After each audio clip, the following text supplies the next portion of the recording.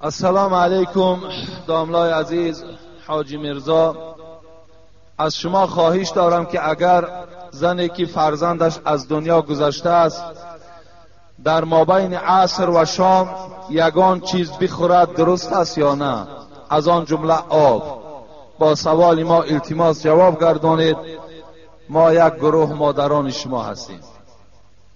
اصلا همین فتوا هم از حساب همین زنها گوییم که منتشر می شود و بسیاری جوانها و مردهایی که علم ندارند آن چیزی که همون زنهاشان میگوید علیه اونها قبول می سازند. حالان که هر یک فتوایی را که شما میشنوید باید که آمده از عالمها پرسید. یا همون زنی که برای شما یگان فتوایی را میگوید آیا یگان دلیل دارد یا ندارد؟ بین عصر و شام خوردن هیچ ضرری ندارد. السلام علیکم دوستان عزیز.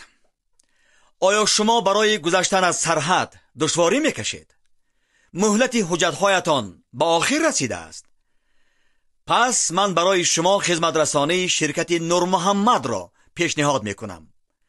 با ماشین های نو و زمانوی با باوری و اعتماد کامل توسط رانندگان مرد و زن شما را از منزل استقامتیتان تا خط سرحد برده برای عبور مرز مساعدت می نمایند. یادآور می شویم که اگر شما از نام شبکه حاجی مرزا مراجعت نمایید برایتان تخفیف ارائه کرده می شود. رقم ها برای تماس جمع 7 926 319 59 61. خانه شفا فرما داروهای طبیعی را به شما پیشنهاد میکند. سامیون وان برای شخصانی که خراب هستند و میخواهند وزن گیرند. ام پلوس اپیمدیوم برای با قوت شدن، خوب کردن گردش خون، برای طولانی کردن همخوابگی. ماس پیگمنتو برای کسلی های پسریاز و سفید شوی پوست. بینداکس برای ریزانیدن کرم های معده و روده. مینوکسیدیل برای برآوردن ریش و موی سر. کرم فرانک برای دراز نمودن مهلت همخوابگی. ماسلا خیلبه برای ریزانیدن سنگ های گرده و تبابت آن. فات زورب برای کم کردن وزن زیادتی. زنها گوییم که منتشر می شود و بسیاری جوانها و مردهایی که علم ندارند آن چیزی که همون زنهاشان میگوید علیه اونها قبول می سازند. حالان که هر یک فتوایی را که شما میشنوید باید که آمده از عالمها پرسید. یا همون زنی که برای شما یگان فتوایی را میگوید آیا یگان دلیل دارد یا ندارد؟ بین عصر و شام خوردن هیچ ضرری ندارد. در بین عصر و شام شما هر طعام نباشد، چه آب باشد، چگونه چی طعام نباشد از حلال کرده های پروردگار همش برای شما درست از خوردن گیرید. هیچ زیان و ضرری ندارد. این مسئله و این فتوایی را که امروز میگویند کودک میده‌ای که اگر از خاندان ما و شما گذشته باشد اگر در بین عصر و شام ما و شما آب نوشیم این کودک را از خوردن حوض کوثر منع میسازند، این بالکل دروغ است.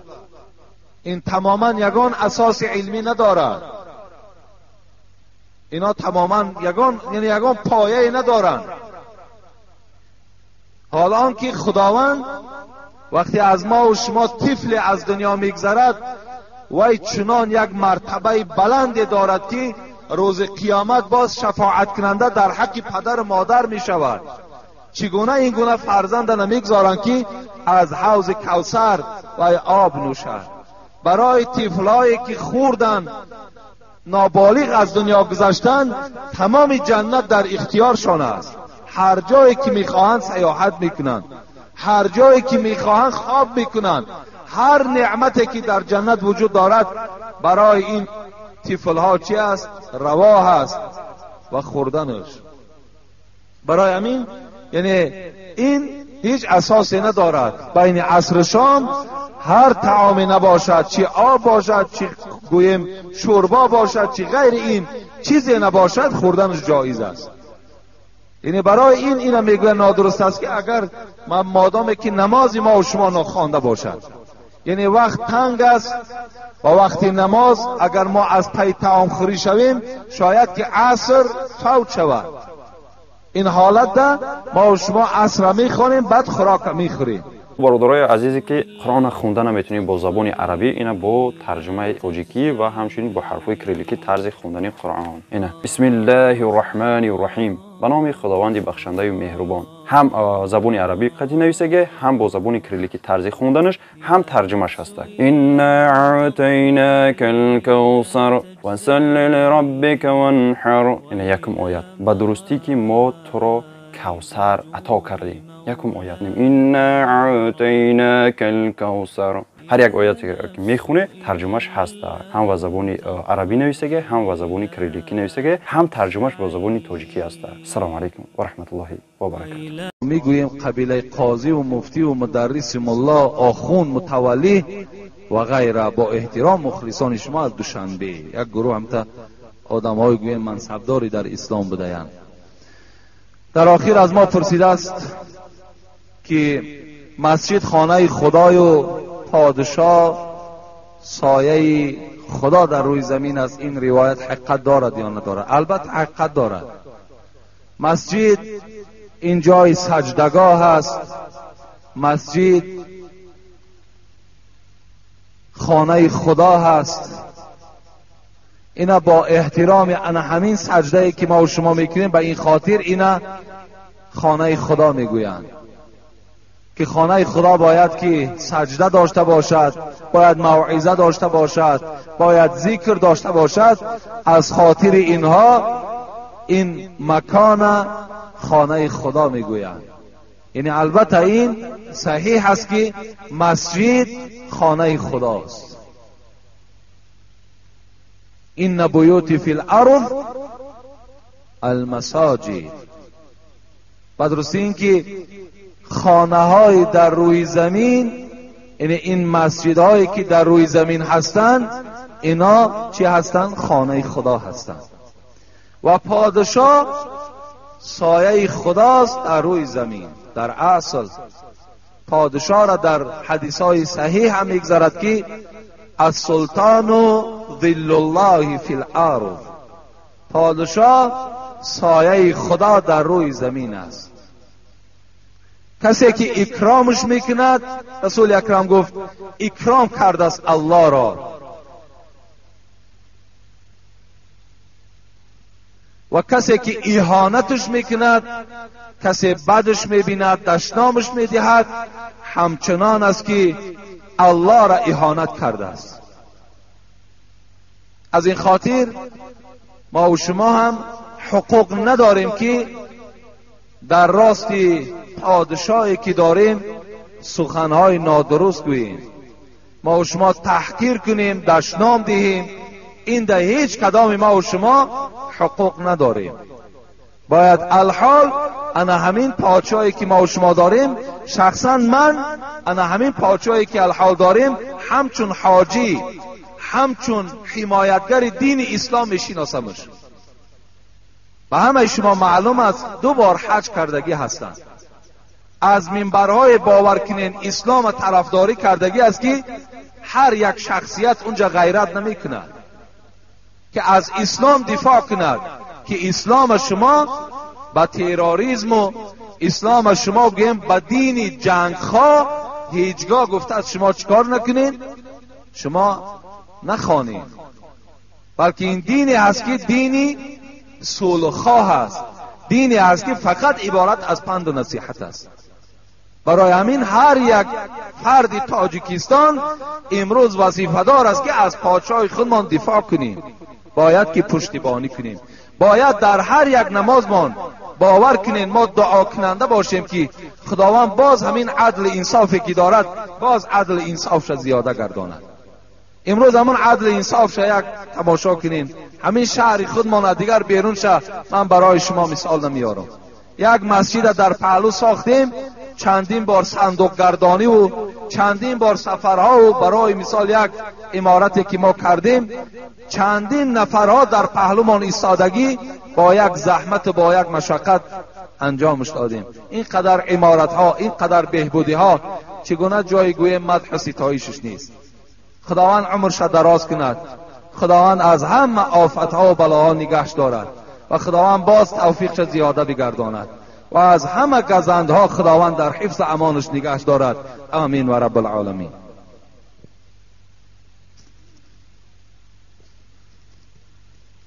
السلام علیکم دوستان عزیز. التماس همین روز با سوال من مصلحت آمیزی من جواب دهید، برای آنکه من مبلغ نمییابم که هر جمعه با اینجا آیم. یک آدمی دست بخیر به من 2 سامانی داد، من آمدم. من خودم بیمارم، من عائله دار صاحب 6 فرزندم. زنم با سبب مبلغ کم یافتنم از من نفرت کرده 1 سال باز با من قهری کرده است. زنم نمازخوان است. آیا نماز این در نزد خداوند قبول می شود یا نه؟ من می خواهم جدا شوم. فرزندانم می گویند که ما را پرتافته نرو. چی کار کنم؟ التماس مصلحت دهید. التماس همین روز جواب دهید.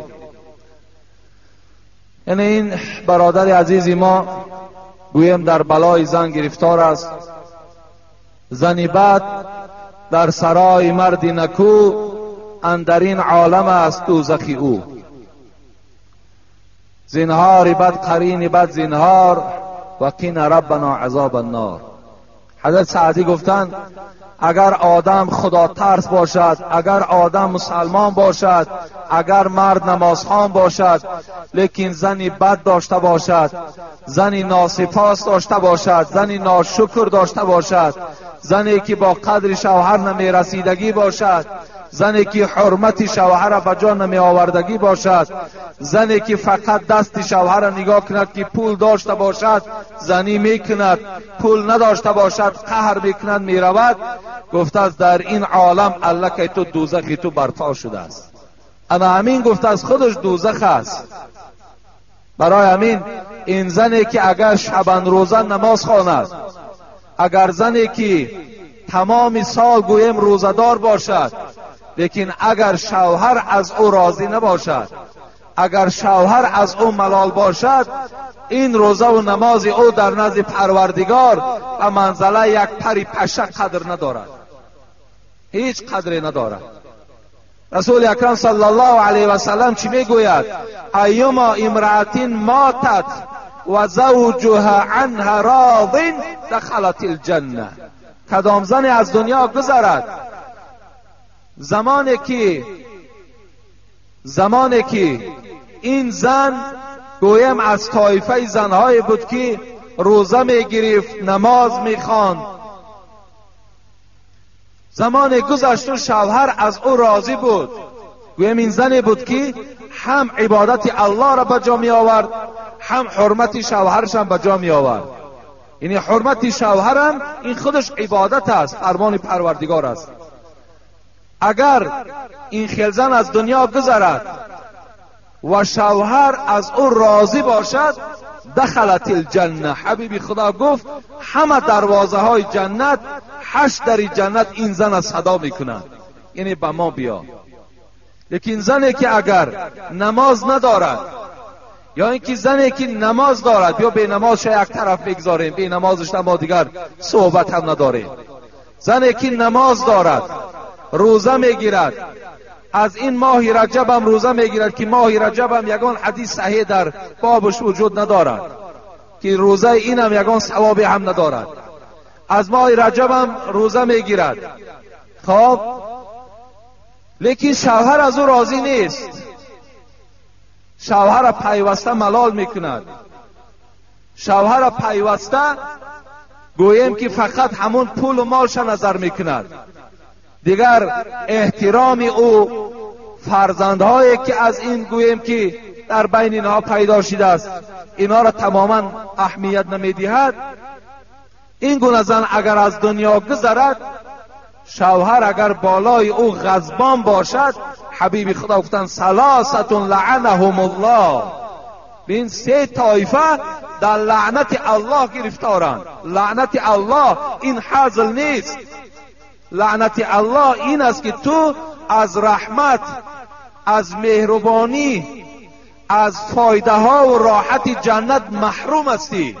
سه طایفه: من اما قوما و هم له کارهون. یکم همون ملایی که مردم وی بد میبینند. از چی خاطر؟ از خاطر که با مردم حقیقت بیان نمیکنند. با چی خاطر بد میبینند؟ به خاطر که اسلام و ملاگی را فقط برای پول جمع کردن استفاده برده ایستاده است. فقط گویند بسیار بابای ایشان، بابای فلانی، بابای فلانی گفته. با این خاطر فقط نان و آب مردم چکار میکند؟ استفاده میبرد، تنپروری میکند. مردم به این خاطر بدش میبینند، برای که نان و آب ما میخورد، لیکن از خدا و پیغمبر چیزی صحبت ندارد، با مردم چیزی نمیگوید. این خیل طایفه زیادند. یکم انا همین خیل ملاها در لعنت الله گرفتارند. دوم کی است؟ و امرأة باتت و زوجها عنها علیها غضبان. بین دویمش همان زنی هست که در یک خانه با شوهر زندگی دارد، در یک جایگاه خوابند، لیکن با یکدیگر قهری هستند، با یکدیگر صحبت ندارند، در بین یکدیگرشون احترام وجود ندارد. سخن مرد در پیش این زن قدر و قیمت ندارد. زنی هست که با آمدن شوهر از جای خود نمیخیزد. زنی هست که شوهر فقط با قواق، شوهر فقط با سخنهای درشت پیشواز میگیرد. اینم در لعنت پروردگار گرفتار است. مادرای عزیز، من میدانم انشاءالله صدای مرا امروز همه شما میشنوید. روز از روزها تو این دنیا را ترک میکنی، عمر دراز نداری. فردا این شوهری تو هم در پیشت میارن. وقتی میپرسن این قواق و این سخنهای درشت و این معامله های بده که تو در دنیا کردی، همه اینها باعث حسرت و پشیمانی تو در آخرت می شود که تو را دیگر فایده نمی کند. حبیب خدا میگوید لا تؤذی امرأة زوجها فی الدنیا الا قالت زوجتها من الحور العین. بین در دنیا یک زن مثل این زنی که شوهر فقیر می شود، نادار می شود، قهر می کند می رود، یا قهرم که نکند با شوهرش معامله خوب نمی کند، وقتی که با شوهر سخنهای درشت می گوید، شوهر آزار که می داده است، الا قالت زوجته من الحور العین. زنهایی که در جنت برای مردها خدا آماده کرده است، اونها این منظره را وقتی میبینند که زن بسیار شوهر آزار داده ایستاده است، زن دنیایی، چی میگفتند؟ قاتلک الله، خدا تو را ای زن دنیایی قتل کند، خدا تو را ای زن دنیایی هلاک کند، خدا تو را ای زن دنیایی تمام حسنات بیکاره کند. خدایا این زن دنیایی را در غضب خودت گرفتار کن. قاتلک الله فانما هو عندك دخیل یوشک ان یفارقک الینا. همون حورهای جنتی چی میگفتند؟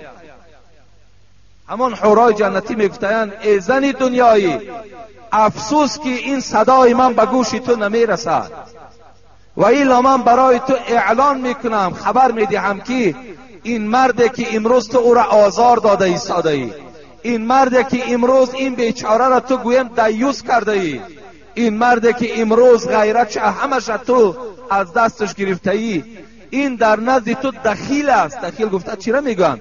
این در نزد تو موقت است، این در دست تو مهمان است. یوشک ان یفارقک الینا، زود است که این نزد من می آید، تو را ترک می سازد، زود است. از این خاطر باید مادرها، خواهرها قدر شوهرها را دانند. چگونه که حورهای جنتی منتظرند، باید زنم در خانه منتظر شوهر باشد که کی به خانه می آید. دیگر دستی او را نظر نکند در دستش چی می آید، در دستش خالی می آید یا در دستش کم می آرد. این در شما نظر نکنید، فقط پیشوازش گیرید، فقط در حقش دعا کنید. این حالت در شما بهترین زن می شوید. این حالت در شما گویم که درجات بلندی را در جنت مشرف می شوید. حضرت سعدی را خدا رحمت کند میگه دلارام باشد زنی نیکخواه ولیکن از زنی بد خدایا پناه. زنی خوب میگوید حضرت دلارام باشد. زنی خوب بسیار دل آرام میکند، بسیار عصب آرام میکند، بسیار وقتی مرد خوش میکند. زنی که اگر دلارام باشد، زنی گویم که مسلمان باشد، زنی که خدا ترس باشد، زنی که همه کمبودی های خانه را از حساب الله بیند. ولیکن از زنی بد خدایا پناه. لیکن از زنی بد گفته است پروردگارا به سوی تو پناه طلب میکنم. تهی پای رفتن به از کفش تنگ، بلای سفر به که در خانه جنگ. حضرت گفتن تهی پای رفتن به از کفش تنگ. همین پاپوشی که تنگ باشد، همین پای افضالی که پای انسان هم میزند، گفته است از این گونه پای افضال پوشیدن نپوشیدنش بهتر. گفته است اگر همین خلزن ناسپاس، همین خلزن نادرست، همین خلزنی که به قدر فرزنده و شوهر نرسد، از این خلزن در نابودنش بهتر است، نداشتنش بهتر است. بلای سفر به که در خانه جنگ. همین سفر از بلا خالی نیست. همین گفته است دائم سفرکی باشی و مادامی که اگر در خانه دائم جنگ باشد، اگر خانه دائم نارام باشد، دائم خانه ناسالم باشد، دائم خانه در گویم گفت و شنیدهای ناخوب باشد، از این گفته است برای این خیل مردی که این خیل زن داشته باشد، همین دائم در سفر باشد، این بهتر است. به زندان قاضی گرفتار و به که در خانه بینی در ابرو گیره. حضرت سعدی را خدا رحمت کند. زندان قاضی را میدانیم، رنگی زندانایی که امروز تلویزیون داره و گویم که کراوات داره و خراک جا داره و حاجت خانه داره و همه شرایط داده است، این خیلی زندان نیست. زندان قاضی هم را راست میکنن زمینه، از هم بالا 10 متر از 15 متر از میپرتویند. در همونجا از بالای سرت کشاده است، کدام وقتی خواهن آبد میتاند گفته یک جای خیلی با مشقت، جای وزنین، در یک جایی که پات دراز کرده خواب کرده نمیتانی. حضرت گفته است همین خیل جای بهتر از گفته است زمانی که اگر خانه روی و زن تا اگر نگاه کنی که در ابروش گره باشد، اگر قواق در زن باشد، پیشوازی تو با گره ابرو باشد، از این خیل زن نگاه کردن و از این خیل خانه در آمدن همون زندان قاضی بهتر است.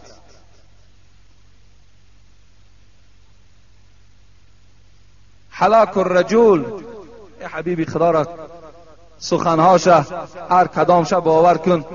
اگر شرح دهیم چندین کتاب ها را گوییم که از جمله ما و شما فرمی سازیم. هلاک الرجل یأتی علی الناس زمانون، یا که یأتی علی امتی زمانون. حبیبی خدا گو که بر بالای همین امتی من یک زمان می آید. چی زمان است؟ هلاک الرجل علی ید امرأته و ولده یعران بالفقر فیرکب مراکب السوء فیهلک. زمانی می آید که مردهای امتی مرا هلاکشان، وفاتشان در دست زنهاشان و در دست فرزندهاشان می شود. زنهاشان و فرزندهاشان هلاکشان می کنند. یعیران بالفقر.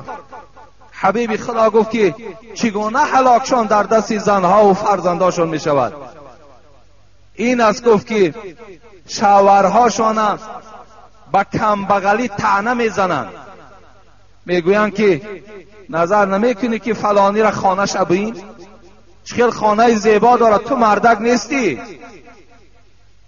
یا ببین چه خوراک‌های با لذت در خانه همسایه هست، تو مردک نیستی؟ یا ببین چگونه لباس‌های برای بچه‌هاشان می‌خرند، تو مردک نیستی؟ این گونه طعنه می‌سازند به مردها. مردی که بیچاره خداوند در تقدیر او فقر را کشیده است، کمبغلی را کشیده است، با این طعنه تو، با این وسواس تو وای بای نمی شود. گفتی حضرت سعدی آن کس که توانگرت نمی گرداند او مصلحتی تو از تو بهتر داند. او ذاتی که این توانگر نمی گرداند او هزارها بار از تو مصلحتش بهتر می داند. آخه این خداوند دولت و کمبغلی همه در دست همون ذات است. وقتی میگوید این مرد که طعنه میکند فیرکب مراکب سو، این مرد دیگر چی میشود؟ از دست این گونه زن بدبخت، از دست این گونه زن ناسپاس، از دست این گونه زن از خدا دور مجبور میشود که بعد در مرکب گناه سوار میشود. بعد برای این گونه خانه را ساختن، برای این گونه لباس ها را خریدن، برای این گونه معرکه هایی که گویم 2 روز و 3 روز میگذرانند این گونه ها را برپا کردن، این مرد مجبور می شود که دستی به گناه زند. بعد نگاه میکند کنه همینا از کجا یافتند. خیلی میبیند بعضیاش از فروختن گیرین صاحب اینقدر خانه و در شدند، بعضیاش گویم خیانتی در دولت میکنن، از مال دولت هم میدزدند، بعضیاش گویم که باز یگان راهی دیگر فریب و یا راهی مردم کشی و راهی دزدی دارند. لیکن بسیار این تحقیر نیست در حق اونها. بسیاری اونها هست که از راههای حلال، مثال صاحب خانه شدند، صاحب فرزند شدند، صاحب ماشین شدند، ما با اونها کاری ندارم. لیکن اکثریت هست امروز. بعدا اینم چند میزند، در همین راه میرود. فیرکب مراکب سوء فیهلک. حبیب خدا گفت بعدا چیکار میکند؟ در این راه که رفت وای هلاک شده به حساب میخورد. بعد یکی میبینیم خبرش میآید که مثال میدانه که شوهرت در دوشنبه دستگیر کردند، میدانی شوهرت در روسیه دستگیر کردند، میدانی که راه در رفت که باش چند دوستای دیگر طلا و تاراج کردن، شوهرت قتل کرد. یعنی در راه نادرست این شوهر از حساب طعنه زن رفت هلاک شد.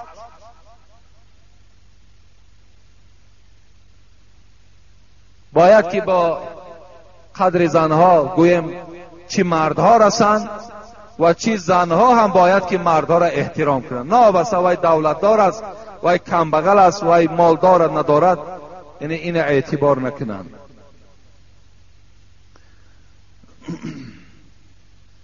اینجا یک سوال دیگر تعجیلی آمده است. السلام علیکم محترم حاجی مرزا، سوال تعجیلی از نایه فرخار.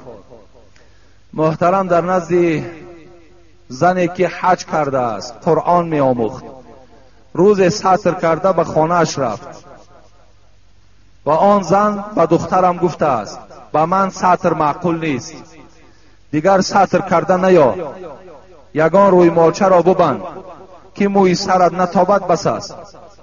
و من گفتم به او سطر معقول نباشد، او زیر آیت سوره نور رفتار کرده است و یک چند روز می شود که به قرآن خوانی نمی رود. خلاص آیا دخترم را به دیگر جا ببرم یا در نزد همان زن به سطر خواندن را دوام دهد؟ التماس جوابش را همین جمعه گوید که حیران مانده ام. با احترام برادر اسلامی شما. یعنی این زن حج رفته است، زن قرآن خوان است، لیکن سطر را دوست نمی دارد. تعجب است، باور کنید، تعجب است. من چی گفتنی هستم؟ میگوید هیچ سیقل، سعدی را خدا رحمت کند، هیچ سیقل نتواند کرد آهنی را که بدگوهر باشد. چون بود اصل جوهر قابل، تربیت را در او اثر باشد. سگ به دریای هفتگانه بشو، چون که تر شد پلیدتر باشد. خر عیسی گربرش به مکه، گرچه آید هنوز خر باشد.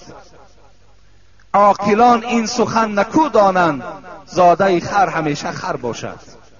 این سخن حضرت سعدی است. خواهر عزیز، مادر عزیز، برادر عزیز، ما و شما وقتی که عنوان حاجگی گرفتیم، حج کردیم، موضع های مبارک تماشا کردیم، پس وقتی ما می آییم و یک خواهر ما سطر اسلامی میکند میگویم امین من ده معقول نیست، چی گناه عظیمی، چی گویم یک جنایت وزنی در نزد قرآن ما و شما کردگی هستیم. برادرای عزیز، این الله در قرآن میگوید، چی در سوره احزاب چی در سوره نور. حضرت عایشه صدیقه که گویم یک تار مویش از 1000 این گونه زنهای حاجی بالاتر بود، مادر ما و شما، وقتی یک طایفه زنها پیشش آمدن برای زیارت آمدن، مادرمان عایشه را، عایشه که رسول اکرم در جنگ بود، پیغمبر خدا پرسیدن ای حبیب خدا، محبوب ترین مردم به سوی تو کیست؟ کی را دوست می‌داری؟ حضرت گفتن عایشه را دوست می‌دارم. گفتن ای حبیب خدا، مراد ما از مردهاست از زنها نیست. گفتن ابوها، پدر عایشه را دوست می‌دارم، ابوبکر را دوست می‌دارم. زن را که عایشه را که رسول اکرم دوست می‌داشت، همین عایشه را زنها زیارت آمدن. این لباس هایی که امروز زنها میپوشن این لباس نبود، این لباس تورهایی که اگر همین مایکه زن نباشد کلی بدنش میتابد.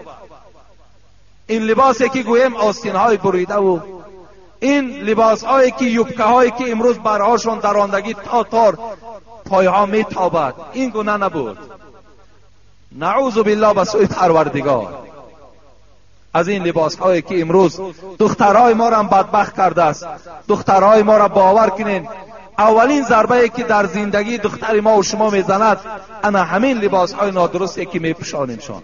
شرم نمیکنیم با همین لباس هایی که تمام وجودش میتابد پیش عزیزان خدا زیارت میبریم، دوستان خدا را باز همونجا نازار میکنیم.